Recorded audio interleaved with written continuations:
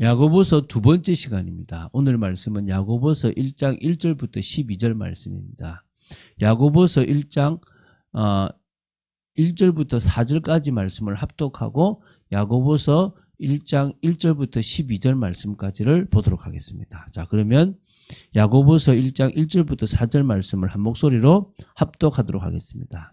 하나님과 주 예수 그리스도의 종 야고보는 흩어져 있는 12지파에게 문안하노라. 내 형제들아, 너희가 여러 가지 시험을 당하거든 온전히 기쁘게 여기라. 이는 너희 믿음의 시련이 인내를 만들어내는 줄 너희가 알미라. 인내를 온전히 이루라.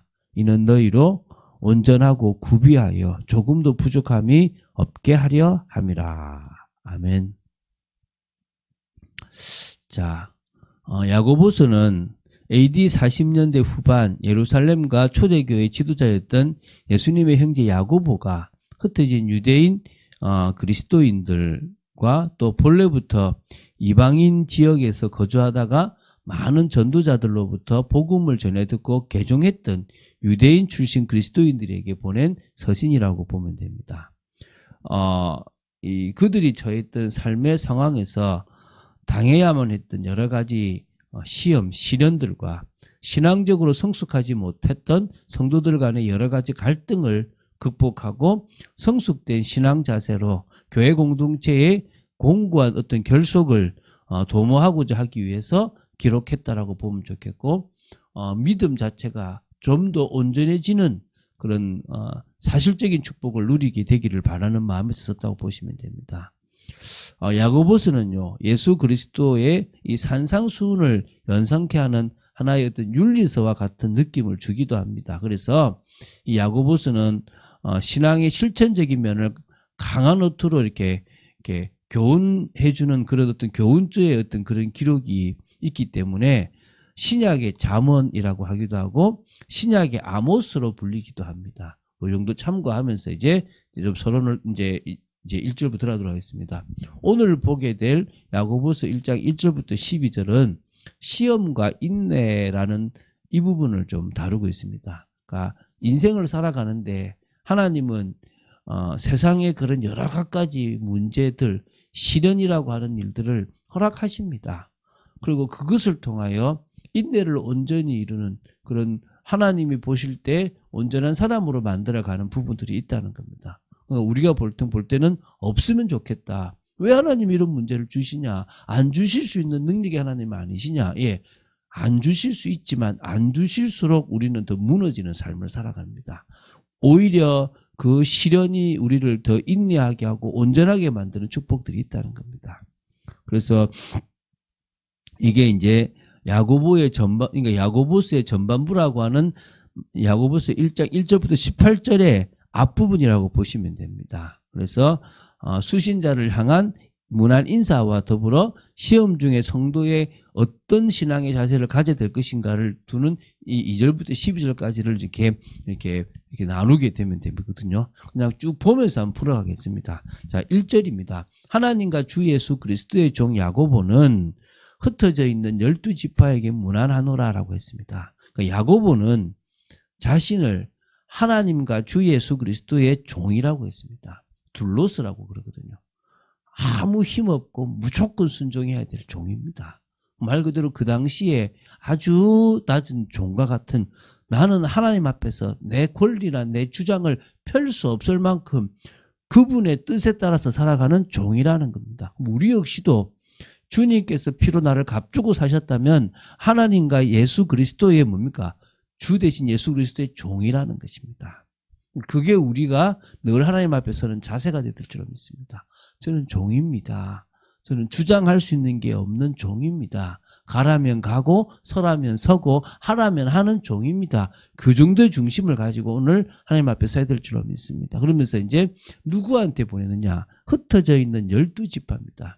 흩어져 있는 성도라고 안 하고 12지파라고 하는 여기서 유대인이라고, 그것도 이제 디아스포라 유대인이라고, 어쩔 수 없이 이렇든 저렇든 복음 때문에 흩어졌던 과거에 그 바벨론에 그 포로되었을 때 흩어졌던 여러 가지 이유로 흩어졌던 그 속에서 예수 그리스도를 믿고 있는 그런 유대인들에게 보내는 그런 편지고 그들에게 안부를 전하고 이 야고보서를 지금 시작하고 있습니다. 자, 2절부터 4절은요. 이제 좀 이 전반부에서 중요한 부분이죠. 지금 너무나 많은 시련을 당하고 있는 그런 성도들에게 위로하면서도 중요하게 그 시련을 주시는 이유를 말하고 있습니다. 내 형제들아 너희가 여러 가지 시험을 당하거든 온전히 기쁘게 여기라. 여러분 시험이 올 때 기쁘게 여긴다는 게 어렵잖아요. 근데 그것을 우리는 왜 할 수 있냐면 그 시험을 주시는 하나님이 시험을 하나님이 주시는 건 아니지만 여러 가지 내 욕심이나 상황 때문에 오게 되지만은 그 시험을 하나님이 허락하시고 그 시험을 통해서 오히려 우리에게 더 큰 은혜와 축복을 허락하시고 계시기 때문에 우리는 그 시험을 어떻게 여기라고요? 온전히 기쁘게 여기라는 거예요. 그러니 그 이유가 나옵니다. 3절에요. 너희 믿음의 시련이 인내를 만들어내는 줄을 알미라. 뭡니까? 믿음을 가지기 위한 시련이라는 것입니다. 이 시련 속에서 진정으로 우리는 인내할 수 있다는 거죠. 그래서 지금 4절에 그 인내를 온전히 이루라는 겁니다. 한마디로 뭡니까? 인내하는 사람이 되라 이 말입니다. 그 이유가 뭡니까?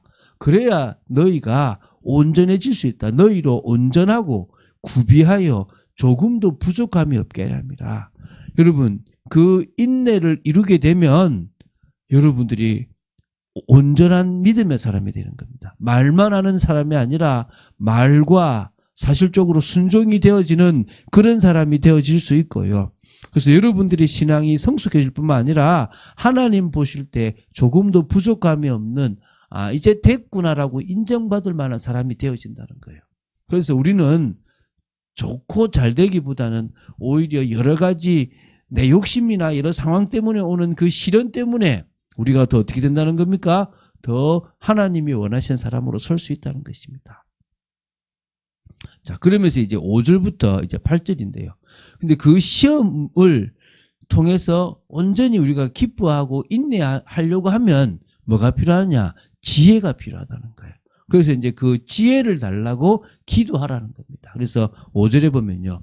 너희 중에 누구든지 지혜가 부족하거든 모든 사람에게 후히 주시고 꾸짖지 아니하시는 하나님께 구하라. 그리하면 주시리라. 여러분 인내를 이루기 위해서는 왜 지혜가 필요하냐면 여러 가지 시험이 있는데 이걸 분별해야 돼요. 이 시험을 주신 하나님의 뜻이 무엇인지를 우리가 알아야 된다는 거예요. 그러려고 그러면 뭡니까? 그 하나님의 깊은 것과 통하는 지혜가 필요한 거예요. 하나님이 이 문제를 주신 이유를 찾아내는 지혜가 필요하다는 겁니다. 그래서 우리는 늘 지혜가 사실은 부족하죠. 그러니까 뭐죠? 당황해야 하는 거예요. 뭐가 오면 당황합니까? 문제가 오면 당황해야 하는 거예요. 어려움이 오면 당황해야 하는 겁니다. 그래서 거기서 뭐 하죠? 우리도 모르게 불신앙하기도 하고 인본주의 쓰기도 하고 막 벗어나 보려고 노력하는 거예요. 근데 진짜 지혜가 있는 사람은 가만히 있는 거예요. 왜? 하나님의 뜻을 이루어야 되거든요. 여러분 하나님의 뜻을 이루는 것보다 더 중요한 게 어디 있습니까?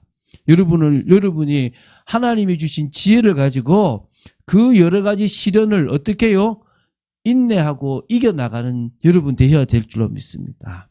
그래서요, 후히 주시고, 우리가 모든 믿는 자에게 후히 주시고, 꾸짖지 아니하시는 하나님께 구하라. 하나님은 모든 사람에게 후히 주시고, 왜 자꾸 간구하냐라고 꾸짖지도 아니하시는 그런 하나님이십니다. 그 하나님께 간구하면 하나님은 반드시 주신다는 거예요. 그런데 6절에 이제 어떻게 구해야 되는지가 나와요. 오직 믿음으로 구해라.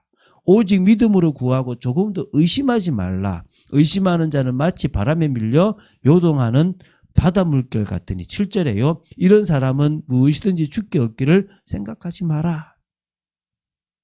여러분, 저와 여러분이 분명히 주실 하나님께 간구하면 됩니다. 그것도 조금도 의심하지 말고 구하면 돼요. 그 의심하는 자는 마치 바람에 밀려서 요동하는 파도입니다. 어디로 갈지 몰라요. 중심이 없어요. 이랬다가 저랬다가 오늘은 이 마음 내일은 저 마음 자꾸 헷갈립니다. 죽게 얻기를 생각하면 안 돼요. 왜? 하나님 주실 이유가 없거든요. 하나님은 믿음 가진 사람에게 주시는 거예요. 여러분 자 그럼 여기서 봅시다. 지금 우리는 어떻게 기도하죠? 지혜를 강구하는 게 아니에요. 어떤 기도를 합니까? 하나님 이 문제 없애주십시오. 하나님 이 문제 해결하여 주시옵소서. 문제없는 인생 되게 해달라고 기도하는 거예요. 다르죠. 인생을 살아가는데 마귀가 장악한 이 세상을 살아가는데 우리 욕심에 끌리든 여러 가지 이유든 우리는 반드시 뭐가 오게 돼 있다는 겁니까? 여러 가지 시련이 오게 돼 있고 시험이 오게 돼 있다는 거예요. 그 시험이 오면 어떻게 하란 말입니까? 지혜를 강구해서 그 시험을 이기면서 인내를 가지고 온전한 사람으로 서면 되는 거예요. 그것에 필요한 지혜는 마음껏 주신다는 거예요. 근데 우리는 잘못된 기도를 해왔다는 거예요. 여러분이 지금부터 올바른 기도를 하는 여러분 되시기 바랍니다. 그래서 두 마음을 품지 말라 그럽니다. 그러면 모든 일에 정함이 없는 자가 되는 겁니다. 그게 바로 뭡니까? 믿음으로 강구하지 않는 그런 사람입니다. 그러니까 우리는 뭐요? 두 마음을 품어 모든 일에 정함이 없는 자가 되어서는 안 된다는 겁니다. 이제 9절부터 12절입니다. 자, 그러면서요, 이 시험 속에서 어떤 여러 다양한 사람이 있을 거 아닙니까? 그 다양한 사람들이 오히려 반대 것을 생각하라. 그게 하나님 주신 지혜의 한 부분이라는 거예요. 자, 9절 읽어볼게요. 낮은 형제는 자기의 높음을 자랑하고 부한 자는 자기의 낮아짐을 자랑할지니 이는 그가 풀의 꽃과 같이 지나갑니다. 자, 쉽게 이런 겁니다. 이게 시험을 당하는 자의 뭡니까? 자세, 자세거든요. 이런 겁니다. 여러 가지 시험을 통해서요, 낮은 형제가 있는 사람, 다시 말하면 어려운 형편에 처한 사람은요, 낙심하지 말고 오히려 그래, 내가 지금 복음 때문에 낮아졌는데, 내가 예수 그리스도 때문에 낮아지고 가난해졌는데, 나는 결국은 뭐한 사람이다? 높은 사람이다. 왜? 주님이 나를 당신과 같이 왕노릇할 그 위치로 올렸고, 나는 정말 종이라고 해도 과언이 아닌데 하나님이 나를 자녀로 삼아주시지 않았냐라는 것 때문에 자랑하는 거예요. 내가 가난하지만 나는 부해. 나는 하나님의 자녀로 높은 사람이야. 나는 저 천국이 예비되어 있는 사람이라고 자랑하는 겁니다. 근데 반대로 10절에는 뭡니까?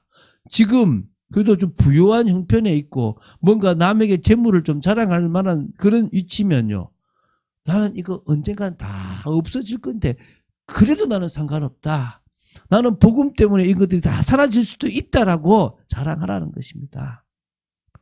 왜? 그 모든 부한 것은요, 풀의 꽃과 같이 지나가는 겁니다. 그래서 11절에 부연 설명하죠. 해가 돋고 뜨거운 바람이 불어 풀을 말리면 꽃이 떨어져 그 모양의 아름다움이 없어지나니 부한 자도 그 행하는 일에 이와 같이 세잔하리라.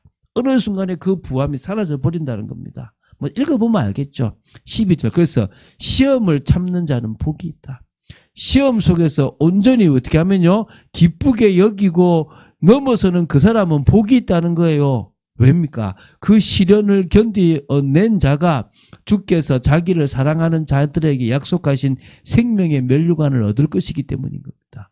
다시 말하면 믿음이 있고 지혜가 있는 사람은 그 믿음을 통하여 오히려 정말 인내를 가지고 시련을 견뎌낸 자가 될 것이고, 그래서 끝까지 견디는 자는 구원을 받는다는 것처럼 생명의 면류관을 반드시 받게 될 거라는 거예요.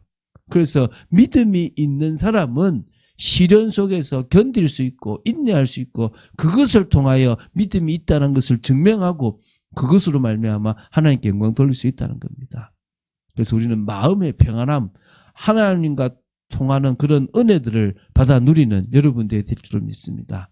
그런 축복을 누린 여러분 되시기를 주 예수 그리스도 이름으로 축원드립니다. 주는 그리스도시요 살아계신 하나님의 아들이심을 고백합니다. 오늘 중요한 말씀들을 나눌 수 있게 하심을 감사합니다. 성령의 충만함을 받게 하시고 오히려 여러 가지 시험에 온전히 기쁘게 여기는 믿음의 사람으로 시험을 견뎌낸 자로 서서 생명의 면류관을 받아 누릴 자가 되게 하여 주시옵소서. 주 예수 그리스도 이름으로 기도드립니다. 아멘.